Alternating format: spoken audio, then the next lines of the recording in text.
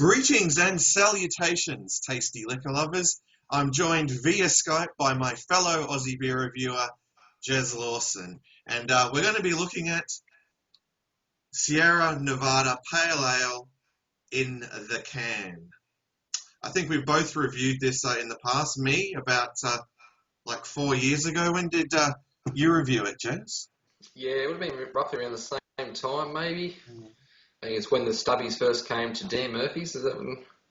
Yeah, that was about 4 years ago, I think, 2011-ish. Yeah, around that would have been. It's been quite some time, but yeah, just in the last 6 months, I think it was December last year, these cans appeared at Dan Murphy's, and yeah, I was quite overjoyed to see it, and I imagine you were too. Now, this brew comes in at 5.6% ABV, and it's brewed and canned by the Sierra Nevada Brewing Company of Chico, California, in the United States of America. So what can you tell us about Sierra Nevada Pale Ale, Gez? Okay, I'll read what it says on the back. In 1980, we created a beer highlighting the bold pine and citrus flavours of the whole cone Cascade hops. Today, our can-conditioned pale ale is recognised worldwide as a classic. So, yeah, it's a Cascade. Anyone who likes pale ales has probably tried Cascade, which is in a lot of beers. It's my favourite hop up there at Galaxy. And, yeah, and it's in this little beauty. Yeah, now I think being in a can and travelling all the way to Australia, yeah, it's probably going to be in better condition than, your bottle, even though the bottles of Sierra Nevada are brown. Yeah, so I think we should crack these cans open, Gez, and Certainly. what it's like. I know that, yeah, when I reviewed this back in 2011, I believe, I didn't rate it too highly. I think... oh, really? Yeah, I think I only gave it like 7.5 out of 10. But I think the main problem was that, it's, well, it's certainly a beer, that's reputation, preceded it. And, I think there was just probably too much hype around it. My expectations were just too high. I was expecting something that I was going to sip and go into some sort of, state of euphoria. You know what I mean? Well, you know what it was for me? When I first had it, I was like, I was on my journey, and it was quite hoppy, and I hadn't had a real lot of IPAs. Yeah.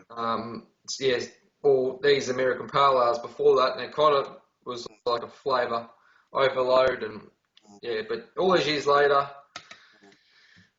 it tastes milder, that's for sure. Doesn't send off your socks.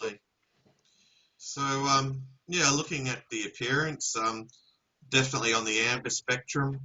Yes. My one seems quite effervescent, and I guess you've got what you call a beige or off-white sort of head there that looks quite frothy. Yep. Yeah. It's can conditioned using the yeast, so yeah, the carbonation's going to be pretty sprightly. Yeah. It's reasonably clear too, yeah. Yeah, for having been can conditioned, yeah, it's pretty clear. Like it's like a haze, bit of slight haze to it. Yeah. Yeah, that's for sure. All right, well, onto the aroma.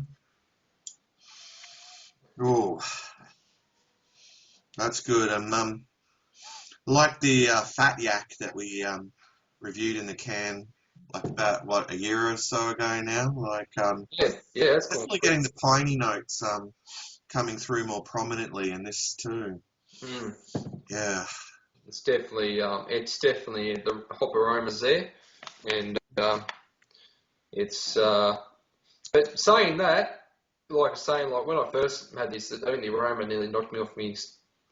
Yeah. But now, like it is there, but it's definitely what I was saying off camera before, like that Founders All Day IPA Session Ale, which is 4.7%. I see Sierra Nevada being something like a Session IPA personally, just for the amount of hop in it.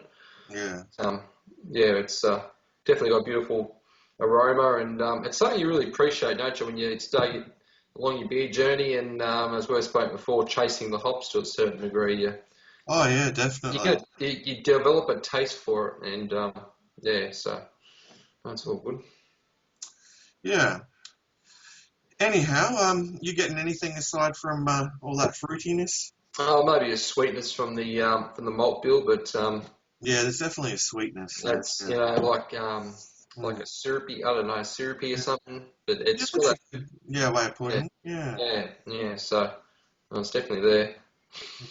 All right, well, time for the taste test. Get into it. So, cheers to you all. Let's dive in. Ching. Mm.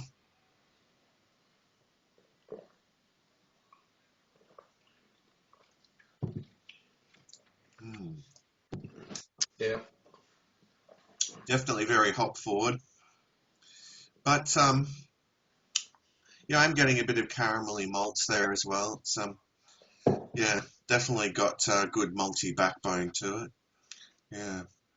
I think that's what set a Sierra Nevada Pale Ale aside is the malt in it. It's got real to back up those cascade hops that they talk about. It's got a nice sweet malt to it. Mm. Uh, Yeah, no, definitely something goes that down beers smooth. can lack. I've noticed some hoppy beers from Australia do lack Yeah.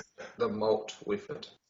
Oh yeah, they definitely have the the hops there, but yeah, I mean the kind of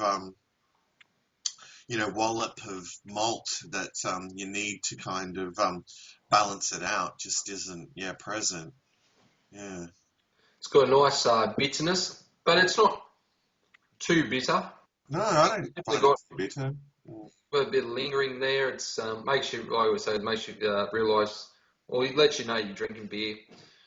The body to me is around the medium, maybe just a little bit lighter than medium, but it's around that medium mark. Yeah, definitely around the medium range. I agree. Yeah. Um, yeah, you get that kind of nice mouthfeel to the beer.